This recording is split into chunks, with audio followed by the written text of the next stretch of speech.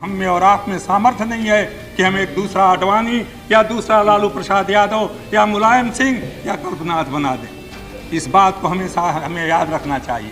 दोस्तों, किसी नेता पर भ्रष्टाचार का आरोप लगते ही जनता और विपक्षी चोर चोर चिल्लाने लगते हैं, लेकिन आरडी चंद्रशेखर जी इसके बिल्कुल खिलाफ थे। उन्होंने कहा इस दुनिया में न तो दूसरा आडवाणी पैदा हो सकते हैं, न दूसरा लालू और न तो मुलायम सिंह जी पैदा हो सकते हैं। अगर भविष्य के बारे में चिंता होती तो इन बुनियादी सवालों पर जरूर आपका संकेत जाना चाहिए अपने मंत्रिमंडल के सदस्यों के बारे में। मैं नहीं जानता कोई दोषी है या नहीं भ्रष्टाचार का। मैं आप उन लोगों में से हूं जिसने बार बार इस सदन में और सदन के बाहर बात कही है कि जब तक कोई भ्रष्ट न्यायालय से साबित न हो जाए उसको भ्रष्ट कह करके उसकी मर्यादा को मत गिराओ। एक व्यक्ति के लिए नहीं कहा, मुझे इस बात को कहने में आज भी गौरव है। आडवाणी जी पर जब लगा था आरोप, मैंने कहा अखबारों के जरिए कि मैं नहीं विश्वास करता कि आडवाणी जी इस तरह का कोई काम करेंगे। उसके लिए मेरी आलोचना हुई। लालू प्रसाद यादव के लिए मैंने कहा, मैंने माधवराव सिंधिया के लिए कहा, मैंने सुखराम के लिए कहा। उस समय मेरी बड़ी आलोचना हुई और अध्यक्ष सभापति जी, हमारे इन तरफ के बैठे हुए मित्रों ने हमारी बड़ी कटु आलोचना की, व्यंग के शब्द कहे। हम नहीं जानते कब किससे जनतंत्र में मदद लेनी पड़ जाए। किसी के चरित्र को गिरा देना आसान है, किसी के व्यक्तित्व को तोड़ देना आसान है। आडवाणी के व्यक्तित्व को तोड़ सकते हो, लालू को मिटा सकते हो, मुलायम सिंह को गिरा सकते हो, एक कल्पनाथ राय को हटा सकते हो जनता की नज़र से, लेकिन हम में और आप में सामर्थ्य नहीं है कि हम एक दूसरा आडवाणी या दूसरा लालू प्रसाद यादव या मुलायम सिंह या कल्पनाथ बना दें। इस बात को हमेशा हमें याद रखना चाहिए। आज किस तरह से हम मुँह छिपा रहे हैं एक दूसरे से, उन नामों को लेकर के बार बार चर्चा होती है, तो मुझे लगता है क्या वही अतीत के कटु स्मृतियाँ जगाते हुए हम भारत के नए भविष्य को बनाना चाहते हैं। इस बात पर फिर से गौर कीजिए। भ्रष्टाचार मिटना चाहिए क्योंकि आपकी एक एजेंडा का एक अंग है, लेकिन भ्रष्टाचार केवल पैसे का लेन देन नहीं है। भ्रष्टाचार के साथ एक शब्द है हिंदी में जिसको सत्यनिष्ठा कहा जाता है, जिसको मैं अंग्रेजी में इंटीग्रिटी कहा जाता है। अगर सत्यनिष्ठा नहीं है सरकार नहीं चलाई जा सकती, और सत्यनिष्ठा का पहला प्रमाण है कि जो जिस पद पर है उस पद की जिम्मेदारी को निभाने के लिए, उत्तरदायित्व को निभाने के लिए आत्मनियंत्रण रखे और कम से कम अपनी वाणी के ऊपर संयम रखे। अभी हमारे मित्र बड़े विशेषज्ञ हैं वाणिज्य मंत्री जी, उन्होंने कहा कि हमने केवल कहा है कॉन्स्टिट्यूशन रिव्यू होगा। हमने कितने बार अमेंड किया है। मैं समझता हूँ हमसे ज़्यादा उनको अंग्रेजी आती है। अमेंड करने में और रिव्यू करने में अंतर होता है। यहाँ पर बहुत से संविधान के ज्ञाता बैठे हुए हैं। जब आप कॉन्स्टिट्यूशन रिव्यू करने की बात करते हैं अपनी एजेंडा में, क्या इस पर चर्चा आपने न्यायविदों से की है? क्या दूसरी पार्टियों की सहमति ली है? क्या इस पर कोई चर्चा है? किस दिशा में आप संविधान को रिव्यू करने जा रहे हैं? याद रखिए, जब जब डेमोक्रेसी टूटी है, जब जब संसदीय जनतंत्र टूटा है, वहाँ के नेताओं ने यह कहा है संविधान कमजोर है, इसको बदलने की ज़रूरत है। मैं संकेत जो देखता हूँ ये खतरनाक संकेत है। मैं नहीं जानता आपके इरादे क्या हैं, लेकिन भाषा का इस्तेमाल करते हुए दुनिया के इतिहास को नज़र में रखिए। अगर दुनिया के इतिहास में नज़र नहीं रखेंगे तो याद रखिए यहाँ के कुछ सदस्य ही आपकी बातें नहीं सुन रहे हैं। इस एजेंडा को केवल हम ही नहीं पढ़ रहे हैं, सारी दुनिया के लोग इस एजेंडा को देख रहे हैं। आपने जो एजेंडा बनाई है वो एक भयंकर दिशा में संकेत करती है, और उस भयंकर दिशा में संकेत करने के लिए मैं नहीं जानता आपने जानबूझ करके ये किया है या अनजाने किया है। मुझे हैरानी होती है, यहाँ हमारी सूचना प्रसारण मंत्री जी बैठी हुई, कल उन्होंने हिंदुत्व की परिभाषा सुनाई सदन में।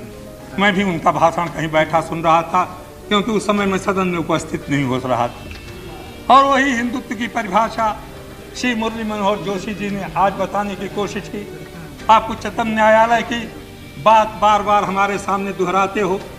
हिंदुत्व की परिभाषा मैंने इस सदन में प्रधानमंत्री की हैसियत से कहा है, मुझे इस बात का अभिमान है कि मैं हिंदू हूँ, लेकिन मेरी दृष्टि में हिंदुत्व क्या है ये भी मैंने उसमें कहा था। मैं आपसे जानना चाहूँगा, प्रधानमंत्री जी खास तौर से अभी उन्होंने सर सैयद अहमद की एक किताब पढ़ करके सुनाई। मैं इसका जिक्र नहीं करता, लेकिन इस तरह की किताबों को पढ़ करके किसको भ्रम में रखना चाहते हैं आप। 1939 में इसी देश में किताब छपी थी, वी इंडियन नेशनहुड डिफाइंड। उसमें लिखा है, एक प्योरिटी ऑफ रेस का रास्ता हमको हिटलर ने बताया है, भारत के लिए वो रास्ता देखने और समझने योग्य है। उसमें लिखा है कि माइनॉरिटी को नागरिकों का अधिकार नहीं होगा।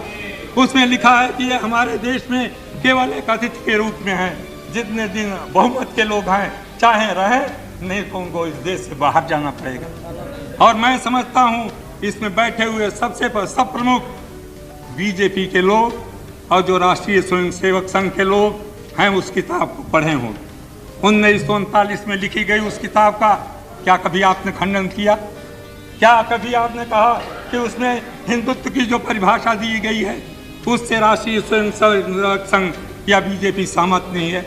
आसान है अडवाणी जी, मैं आपकी बड़ी इज्जत करता हूँ, ये कह देना कि आपकी सरकार, आपकी पार्टी इस बात से सहमत नहीं है। क्या आप में ये शक्ति है कि आप राष्ट्रीय स्वयंसेवक संघ से असहमत जाहिर कर सकते हैं? मैं नाम नहीं लेना चाहता। उस पुस्तक के जिसका उल्लेख किया आदरणीय श्री चंद्रशेखर जी ने, उसके लेखक ने ही उससे अपने को असहमत किया। गुरुजी ने कहा कि मैं उससे सहमत नहीं। मैं चाहूँगा अगर ये बात है तो फिर आरएसएस को कोई कठिनाई नहीं होनी चाहिए कि उस कहे कि उस पुस्तक में जो विचार व्यक्त किए गए हैं उससे आरएसएस असहमत है और उससे बीजेपी का कोई संबंध नहीं है। अगर ये बात वो अगर हो जाए तो ये बात बहुत अच्छी है। मैं आपसे पूछना चाहता हूँ दूसरी बात, आप राष्ट्र को नई दिशा देने वाले हैं, नई राजनीतिक संस्कृति है। क्या वो राजनीतिक संस्कृति है वो मुझे मालूम नहीं, लेकिन उसमें लिखा गया है कि एक नई राजनीतिक संस्कृति बनेगी। क्या वो संस्कृति वही होगी जिसका प्रदर्शन 2 दिनों से सदन में हो रहा है? एक तरफ से नहीं, दोनों तरफ से। और इस संस्कृति को बदलने का क्या यही रास्ता है राजनीतिक संस्कृति का? मैं एक और सवाल आपके सामने रखना चाहूँगा, विदेश मंत्री जी और प्रधानमंत्री जी, आपने दुनिया के बहुत सी संस्थाओं में भारत का नेतृत्व किया है, आपको बड़ा अनुभव है। मुझे याद नहीं, शायद आपको ज़्यादा याद हो, ईदी अमीन के अलावा दुनिया में कोई दूसरा राष्ट्र नायक है जिसने बयान दे के कहा हो कि हम एटम बम बनाएंगे? आपकी मंत्रिमंडल का एक सदस्य अखबार के सामने प्रेस कॉन्फ्रेंस करके कहता है मैं एटम बम बनाऊंगा, और दूसरे ही दिन पाकिस्तान से मांग आती है कि इंडिया के ऊपर सैंक्शन लगाया जाए। क्या अपने पड़ोसियों के साथ रिश्ते सुधारने का ये पहला कदम है जो आपकी सरकार उठा रही है? मैं आपसे जानना चाहता हूँ, इन सवालों का जवाब ये देश आपसे चाहता है। इन सवालों का जवाब देश नहीं दुनिया जानना चाहती है। इन सवालों का जवाब देने बिना कहाँ जाएंगे हम? मैं नहीं चाहता कि विवादास्पद सवालों को उठाया जाए, लेकिन इस देश में हमने अंग्रेजी और हिंदी में सारे काम करने को तय किया था। हमने ये कहा था सब भाषाओं को समान आदर दिया जाएगा। आपने लिखा है कमीशन बनेगा, 19 भाषाओं को वही दर्जा दिया जाएगा जो अंग्रेजी और हिंदी को दिया जाएगा। इसी सदन में नीतीश जी बैठे हुए हैं, सैकड़ों बार तो इनके मुंह से मैंने सुना है हिंदी का अनुवाद कहाँ है। अब 19 भाषाओं का अनुवाद नीतीश जी आपको करना पड़ेगा अगर आपकी एजेंडा लागू हो गई। क्या एजेंडा लागू करते समय आपने सोचा इसका दूरगामी परिणाम क्या होगा? कुछ लोगों को प्रसन्न करने के लिए क्या भारत के भविष्य के साथ, सारे इस कार्य पद्धति के साथ ये खिलवाड़ किया जा सकता है? क्या इस तरह की बातें हमारी गैर जिम्मेदाराना हरकत की परिचायक नहीं है? इन सवालों पर हमें और आपको गौर करना पड़ेगा। मैं कहता हूँ जज्बातों के साथ बहुत खेल चुके हम सब लोग। जात का सवाल हो, धर्म का सवाल हो, भाषा का सवाल हो, क्षेत्रीय सवालों के ऊपर हमें एक दूसरे को चैनल पसंद आए अगर आपको तो लाइक और सब्सक्राइब करिए। धन्यवाद।